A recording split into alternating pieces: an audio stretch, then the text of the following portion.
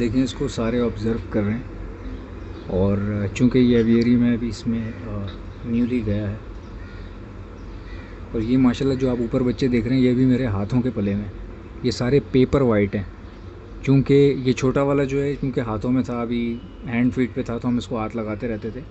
तो आहिस्ता आहिस्ता जब ये थोड़ा सा पर वगैरह झाड़ेगा तो नए पर इससे भी ज़्यादा क्लीनलीनेस आएंगे। अभी आप देखें बाकी सबको, ये देखें ये भी सब हाथों के पले में, और ये पेपर वाइट इनोज़ हैं। इनका क्रस्ट देखें आप, इनके जो क्रस्ट के साइज़ हैं वो चेक करें। और ये बहुत छोटे हैं, ये जो दूसरे वाले हैं ये भी इतने बड़े नहीं हैं, मुश्किल से ये 2-3 महीने के हैं, बहुत हुआ तो 3 महीने के हैं ये सारे। बट जस्ट इससे पहले के निकले हुए हैं, इससे पहले वाली ब्रीड के हैं ये, जिस ब्रीड में ये बच्चा निकला है।